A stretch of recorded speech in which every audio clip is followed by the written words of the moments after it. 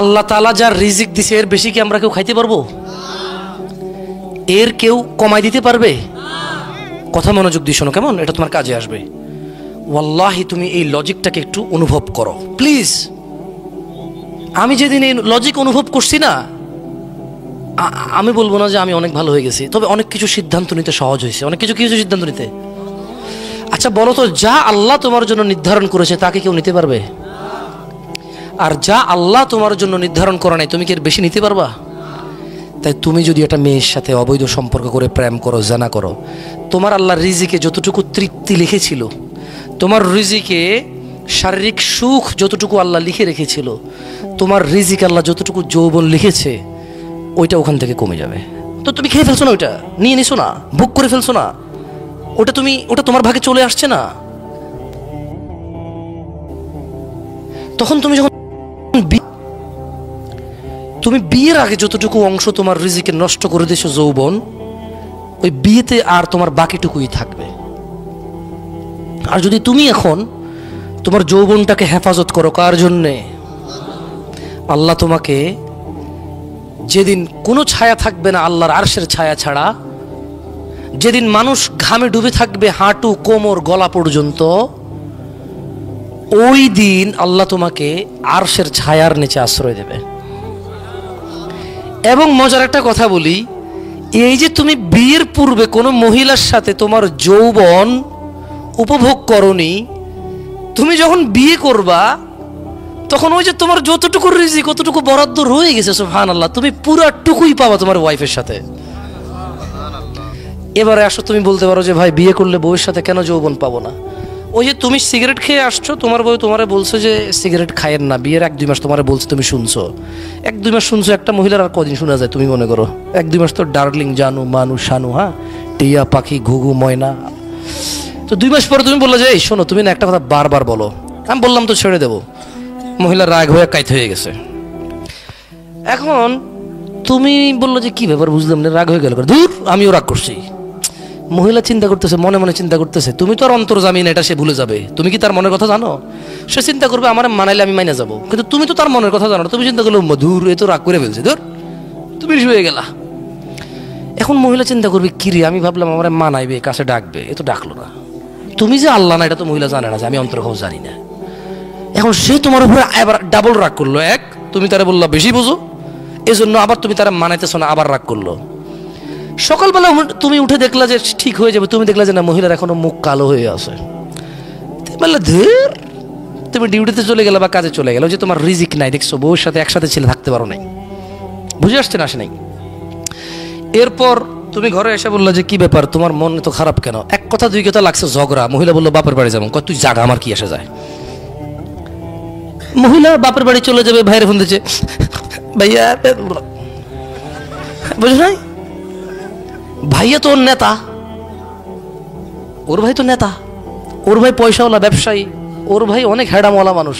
কি তোর এরকম বলছে, চলে আয়, লাগবে না এরকম জামারি ঘর করা। তো কিভাবে? আচ্ছা আমরা আসতেছি। এখন তুমি বুঝে উঠতেছো না যে কি হইতেছে এটা। 2-4 কথার মধ্যে সে রাগ করলো, আমি তো বুঝলাম না। পরে তুমি চিন্তা করলা যে ধর এত রাগ, কথায় কথা রাগ, কতক্ষণ মানামো? তুমিও বাইকে বসলো, যা যা যা। 2-3 মাস চলে গেল। এবার তোমার আব্বা বলে যে বউডারে নিয়ে আসতে হবে রে। তুমি বলা দূর আব্বা বাদ দেন তো, কত এরকম আসে যায়।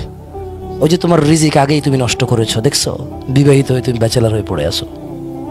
আযাব, আর আল্লাহর আযাব। তোমার রিজিকে নাই তো তুমি কোত্থেকে আনবা? এরপর তোমার বউ তোমার সরি মরি মেসেজ দিচ্ছে, তুমি ব্লক করে রাখছো। কিরে মিলতেছে না রে কথা? মেলে? আমার কাছে কোয়েশ্চেন আসে তো, থাকবে তো কাম কাজ করস না রে ভাই।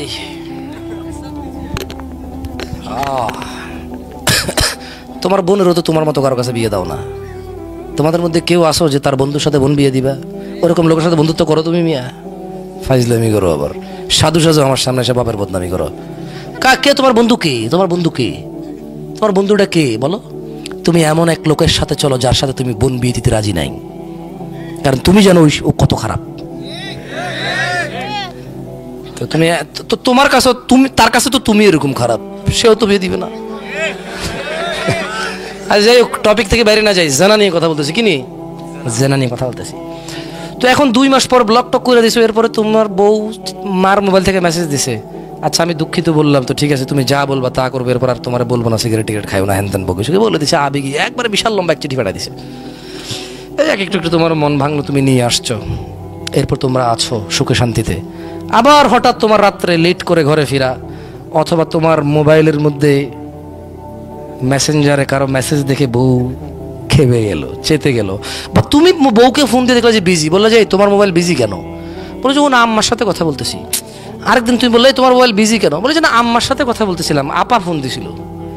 তুমি একদিন বললো যে আচ্ছা আজকে আগে ওর আম্মারে ফোন দিব, আগে পরে ওর আপারে ফোন দিব, পরে ওর খালুরে খালারে সবাই ফোন দিব, তারপরে ফোন দিব, দেখি আজকে কার লোক কথা কয়। তুমি সবাই ফোন দিয়ে বললো যে হ্যাঁ তোমার মোবাইল ব্যস্ত পেলাম কেন? বললো যে তোমার ও আম্মুর সাথে একটু কথা বলছিলাম। বলে তোমার আম্মুর সাথে এখন আমি একটু কথা শেষ করছি।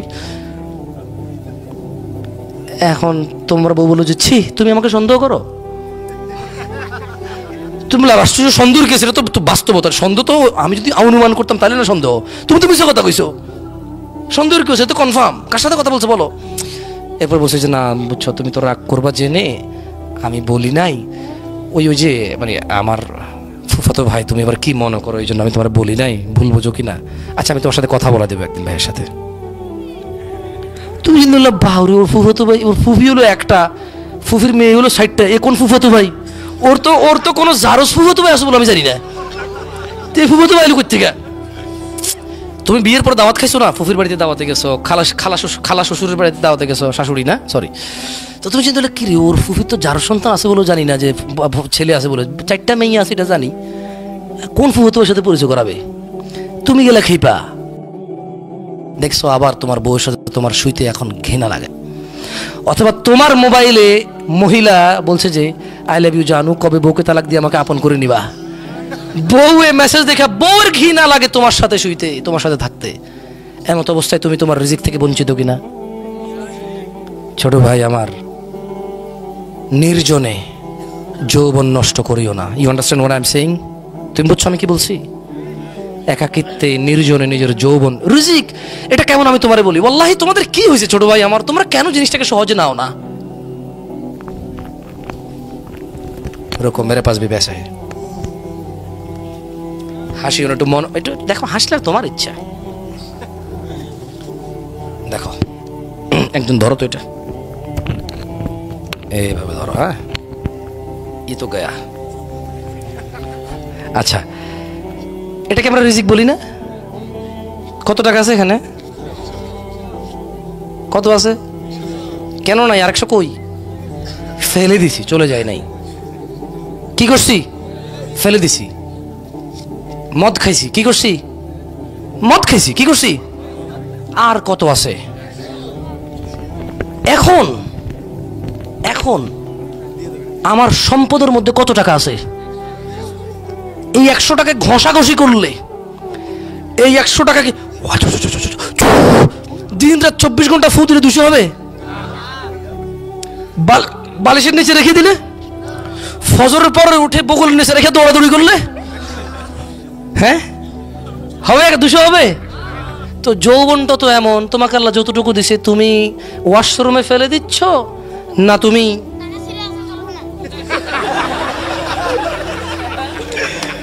ওকে একটু ওদিকে নিয়ে। আচ্ছা আচ্ছা, আমার শিক্ষা খাইয়ে ফেলছেন একটা কৌতুকে। খায়েন না খায়েন না খায়েন না, মনোযোগ দেন। দেখো ছোট ভাই আমার, আল্লাহ নবী সাল্লাল্লাহু আলাইহি সাল্লাম বলছে লা ইয়াজনি জানি, এত কথা বলি না তো প্লিজ। লা ইয়াজনি জানি, কোন জানাকারী হিনা ইউজনি, জানা করে না, ওয়া হুয়া মুমিন, ঈমানদার থাকা অবস্থায় কোন জানাকারী জানা করে না। তার মানে যখন মানুষ জানা করতে যায় তার সাথে তার ঈমান থাকে না। যৌবন একটা রিস্ক, অবৈধ পথে। আপনি একটা জিনিস জানেন, আচ্ছা পৃথিবীতে এমন কোন জায়গা আছে যেখানে ছোট ভাই তুমি ঢুকে গেলে আল্লাহ তোমাকে দেখবেন? এরকম আছে? পানির নিচে, হোটেলে, গাছের নিচে, ছাদের উপরে, রাত্রিবেলায় আল্লাহ দেখবে না? দেখবে না? তো আল্লাহর নবী তো বলছে, আয়েশা রাদিয়াল্লাহু তাআলা আনহা বলছে যে ইয়া উম্মাতা মুহাম্মদ, হে উম্মতে মুহাম্মদরা, মা আহাদুন আগিয়ারা মিন আল্লাহ, তোমাদের মধ্যে আল্লাহর চাইতে অধিক মর্যাদার কারণ নাই। আইয়ারা আবদাহু ওয়া আমাতাহু তাজনি, আল্লাহ তার কোন বান্দা বান্দিকে জানা করা অবস্থায় দেখতে চায় না। কি অবস্থা দেখতে চায় না? তো তুমি যে জানা করতেছো, ওই যে রিজিক তোমার কাছে ছিল 300 টাকা, 200 টাকা ফেলে দিছো, এবার সকালবেলা ডাক্তারে যতই বলুক বগল নেচে রসুন নিয়ে দৌড়ান, লাভ হবে না। যা ছিল তা তুমি ফেলে দিয়েছো, যা ছিল তা তুমি উপভোগ করে ফেলেছো। তবে আল্লাহ তোমার জন্য হালাল ব্যবস্থা রেখেছিল। কি রেখেছিল? আল্লাহ তোমার জন্য প্লেট রেখেছিল, ওখানে তুমি খাবে। তুমি পায়খানার উপরে খাদ্য রেখে তারপরে খেয়েছো। আল্লাহ তোমাকে যৌবন দিয়েছে, একটা মেয়ের সাথে তোমার বিয়ের আল্লাহ তোমার তকদির দিয়েছে, সময় এসেছে ওই মেয়ের সাথে তোমার বিয়ে হয়েছে। আল্লাহ তোমার যতটুকু যৌবন লিখে রেখেছিল তুমি ওর সাথে উপভোগ করতে পারতা হালাল ভাবে, আল্লাহকে সন্তুষ্ট রেখে, অথচ তুমি হারাম ভাবে যৌবন নষ্ট করেছো। ছোট ভাই, ভাইরে, জিনা থেকে তুই বাঁচতে পারবি না যদি তুই প্রেম না ছাড়িস। বিশ্বাস কর, যতদিন তোর সিম কার্ডটা তুই খুলে খুলে চেঞ্জ করবি, ততদিন তুই জিনা থেকে বাঁচতে পারবি না ভাই আমার। একটা লোক হাতে মদের বোতল, হাতে কি, লোকটা মদ খায়। কি খায়? এখন সে বলল, হুজুর আমি মদ খাওয়া থেকে বের হতে চাই, কিভাবে বের হব? উত্তরটা সহজ না? মদের বোতলটা ছেড়ে দে আর ধরিস না। উত্তর কি এর চেয়ে ব্যতিক্রম কিছু হবে? হাজার হাজার ছেলে পেলে আমাকে প্রশ্ন করে, আমি প্রেম করি কিভাবে বের হব? ও বেটা, মদ হারাম, বের হতে হলে খাওয়া বন্ধ করে দিতে হয়। জিনা ব্যভিচার, প্রেম হারাম, বের হতে হলে ছেড়ে দিতে হবে। মদকে হালাল করার চিন্তা করলে চলবে? তো প্রেমকে হালাল করার চিন্তা কেন করো তোমরা? ও এই ছোট ভাই আমার, এই কত কত বোকা, আহা কত বিবেকহীন, অথচ সফটওয়্যার ইঞ্জিনিয়ার, অথচ ডাক্তারি পড়ে, অথচ মাশাআল্লাহ ও অনেক ভালো, বিচক্ষণ। ও বলে যে প্রেম করে পরে বিয়ে করলে হালাল হয়ে যায়। আরে ভাই, একটা গ্লাসের মধ্যে তুমি মদ ঢালছো, মদ খাইছো, হারাম না হালাল? পরে তুমি একই গ্লাসে ধুয়ে পানি ঢেলে খাইছো, হালাল না হারাম? তো আগে যে মদ খাইছো ওটা হালাল হয়ে গেছে? গ্লাস তো একটা, গ্লাস কয়টা? গ্লাস কয়টা? তো আগে মদ খেয়েছো, এরপর ধুয়ে পানি খেয়েছো, দুধ খেয়েছো ওটাতে, তাই বলে কি আগে যে মদ খেয়েছো ওই মদ হালাল হয়ে যাবে? তদরূপ মেয়ে একটা, বিয়ে না করে সম্পর্ক রেখেছো, হারাম। মেয়ে একটা বিয়ে করে সম্পর্ক করলে আগের হারাম হালাল হবে না, ওটা গুনাহ থেকে যায়। ওটা কি থেকে যায়? ওটার জন্য মাপ চাইতে হবে। যেমনটা বিয়ে না করলে মাপ চাইতে, তুমি এই মেয়েকে বিয়ে না করলে এমনটাই মাপ চাইতে হবে। এই মেয়েকে বিয়ে না করলে যেমনটা গুনাহ, এই মেয়েকে বিয়ে করলো আগের অন্যায়গুলো একেবারে শতভাগ সেম অপরাধ। ভাই আমার, ভাই আমার, লা ইউজনি জানি হিনা ইউজনি ওয়া হুয়া মুমিন, কোন জানাকারী জানা করে না মুমিন থাকা অবস্থায়। সিদ্ধান্ত তোমার। আর শোনো, মুসলমান হয়ে মরতে চাও? হাত তোলো তো। মুসলমান হয়ে মরতে চাও? আল্লাহ তাআলা কবুল করুন। তো আমি দেখেছি এদেশের আয়োজকদের মধ্যেই বেনামাজি, ঘুষখোর, সুদখোরে ভরপুর থাকে।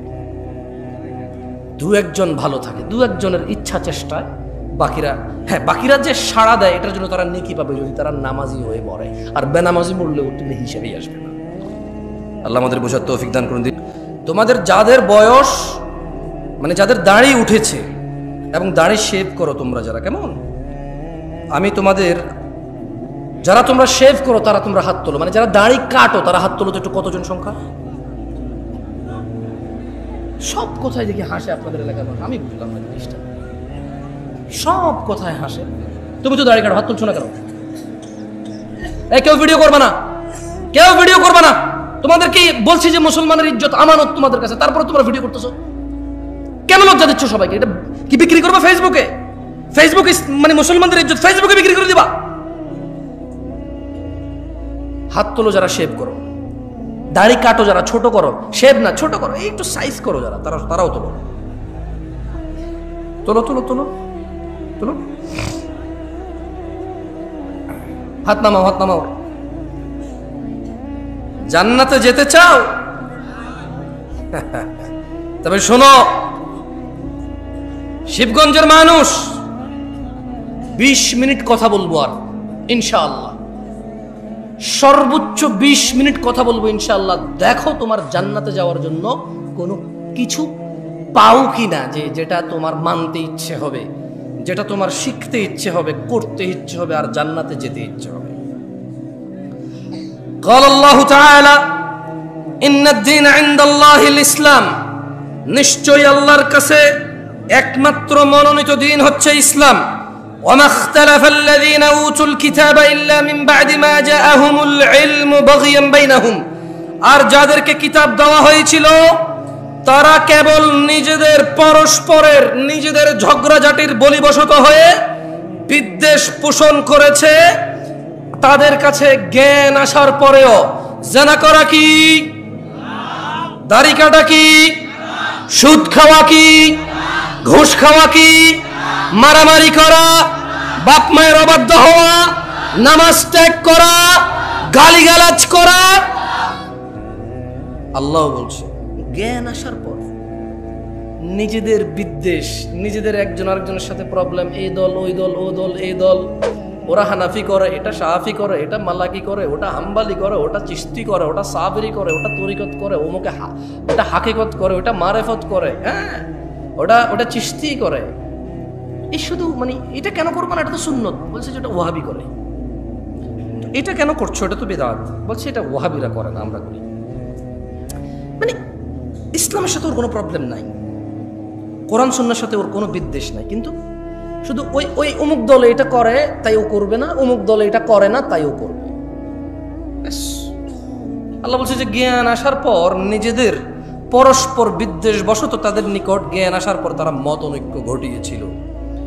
ওয়ামান ইয়াকফুর বিআয়াতিল্লাহ, ও শিবগঞ্জের যুবক ও বৃদ্ধরা, যে ব্যক্তি আল্লাহর আয়াত সমূহ থেকে মুখ ফিরিয়ে নেবে, ফাইন্নাল্লাহা সারিউল হিসাব, তবে নিশ্চয়ই আল্লাহ দ্রুত হিসাব গ্রহণকারী। জেনে রাখো, তোমরা যারা রোনালদো রিভালদো খেলোয়াড়, নায়ক নায়িকা, গায়ক গায়িকার অনুসারী রয়েছো, তোমরা যারা তাদের মতো চুল রাখো, প্যান্ট পরো, জামা কাপড় পরো, গান গাও, গান লেখো, কবিতা করো, ওইভাবে ভালোবাসো যেভাবে তারা ভালোবাসে, ওভাবে ঘৃণা করো যেভাবে তারা ঘৃণা করে, তারা দুঃখে তোমাদেরকে নাটক করে দেখায়, ফাঁসি দিয়ে দেয়, তোমরাও দিয়ে দাও। তারা তোমাদেরকে নাটক করে দেখায়, তারা ভালোবাসলে দুনিয়ার সবার সামনে বলে যে, সবার সামনে বলতে পারি আমি তোমাকে ভালোবাসি, তোমার লাজ লজ্জা শরম সব বেঁচে খেয়েছো, কারণ নাটকে দেখেছো সে ভালোবাসে তার প্রেমিকার হাত ধরে দৌড়ায় চলে গেছে সবার সামনে দিয়ে, তুমি দৌড়াও। তুমি দেখেছো নাটকের নায়ক পার্কে গিয়েছে তার প্রেমিকাকে নিয়ে বাদাম খাচ্ছে হেঁটে হেঁটে, তুমিও এখান থেকে একদিন ছুটি পেয়ে বান্ধবীকে বলো হ্যাঁ তুমি চলে আসো, আমি আসতেছি। সিএনজি ভাড়া করে, রিক্সা ভাড়া করে, এমুক তমুক করে বন্ধু বান্ধব উপরে লাগায় বাদাম কিনে পার্কে হেঁটে হেঁটে খাও। এটা কার অনুসরণ? আল্লাহ নবীর অনুসরণ? এটা শিখাইছে কে বলো তো? এখন বলবো জামশেদ ভাই আপনি বেশি বেশি আজকে সিনেমার না গায়ক গায়িকা নায়ক নায়িকা বলছেন। কে শিখেছে তোমাকে যে প্রেম মানে তোমাকে এই ভালোবাসা, মানে ভালোবাসলে পার্কে যেতে হয়, হাত ধরতে হয়, বিয়ে করা ছাড়া, তারপরে গান গিয়ে গিয়ে ছবি তুলতে হয়, বাদাম খেতে হয় হেঁটে হেঁটে জনসম্মুখে, তারপর দুজনে মিলে ছবি তুলতে হয়। তুমি এই শিক্ষা পেয়েছো কোথায়? তোমার আব্বা তোমার আম্মার সাথে এরকম করেছিল?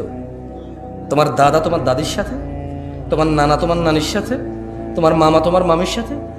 Where did you get this learn? What did you learn this? তুমি শিখছো কোথায়? এটা কে শিখেছে তোমাকে বলতে পারো? মানে এটাকে ভালোবাসা বল, এটা কে শিখেছে তোমার? কোন একটা মেয়েকে বিয়ে করো নাই, দেখছো খুব সুন্দর লাগছে, আর যেটা সুন্দর ওকে সবার কাছে সুন্দর লাগবে। আশ্চর্য, যে মেয়েটা সুন্দর ওই মেয়েটা শুধু তোমার চোখে সুন্দর লাগে এরকম না, সবার চোখে সুন্দর লাগবে ওটাকে। এখন তুমি ওকে চিঠি দিবা, পত্র দিবা, বোন ভাই এই সেই হ্যানতেন দিয়ে ওর সাথে জোর করবা, ওর পিছিয়ে পিছিয়ে পিছিয়ে পিছিয়ে পিছিয়ে ঘুরবা, এরপরে ওর সাথে তুমি লাইন কানেকশন করবা, বোন বান্ধব। তোমাকে কে শিখাইছে যে এইভাবে মেয়েদের সাথে কানেকশন রাখা যায় বিয়ে না করে? ইসলাম তো বিয়ে করা ছাড়া কোনো মেয়ের আশপাশে যাওয়ার কোনো শিক্ষা নাই ইসলাম। তুমি কোথায় শিখতে পাইছো বলতে পারো আমাকে? বলেন তো কোথায় শিখছেন? নায়ক নায়িকারা শিখাইছে। কে শিখাইছে?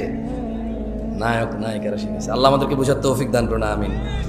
তবে শোনো, তোমরা যারা নায়ক নায়িকার অনুসারী, গায়ক গায়িকার অনুসারী, আমি তোমাদের একটা হাদিস পড়ে শোনাই। এর আগে আমি তোমাদেরকে একটা আয়াত পড়ে শোনাবো।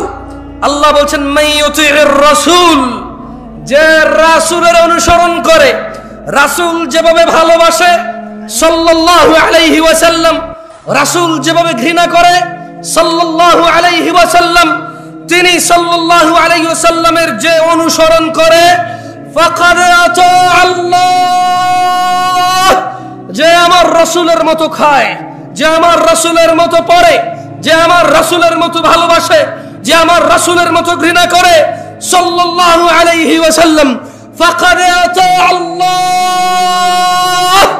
আল্লাহ নিজে বলছে যে সে আল্লাহর ইবাদত করে। ওয়ামান তাওয়াল্লা, আর যদি কেউ রাসূলের অনুসরণ থেকে মুখ ফিরিয়ে নেয়, ওর নায়কের মতো দেখতে হবে শেভ করে, ওর গায়কের মতো দেখতে হবে শেভ করে, ওর চুল এমনি এমনি কাটবে, অমুক খেলোয়াড়ের মতো দেখতে হবে। আল্লাহ বলছে যে ওয়ামান তাওয়াল্লা, যে রাসূলের অনুসরণ করে না, ফামা আরসালনাকা আলাইহিম হাফিযা, ইয়া রাসূলুল্লাহ আমি আপনাকে এই সুন্নত বিরোধী লোকগুলোর তত্ত্বাবধায়ক করে পাঠাইনি। দিন হচ্ছে আল্লাহর কাছে একমাত্র ইসলাম। তাহলে দিন কি? এটাও কোরআনুল কারীমে আল্লাহ বলছেন ওয়ামা আতাকুমুর রাসূল, যা রাসূল দিয়েছে ফাখুযুহু, যত কিছু তোমার রাসূল আমার রাসূল দিয়েছেন ফাখুযুহু, তা সব নিয়ে নাও। ওয়ামা নাহাকুম আনহু, যত কিছু থেকে নিষেধ করেছে ফান্তাহু, তা থেকে তোমরা বিরত হও। ওয়াত্তাকুল্লাহ ইয়া নাস, তোমরা আল্লাহর তাকওয়া অবলম্বন করো। ইন্নাল্লাহা শাদীদুল ইকাব, নিশ্চয়ই আল্লাহ শাস্তি দানে অনেক কঠোর। দিনী ভাইরা, রাসূল সাল্লাল্লাহু আলাইহি সাল্লাম কি দিয়েছে বলতে পারেন কেউ? অনেক কিছু দিয়েছে।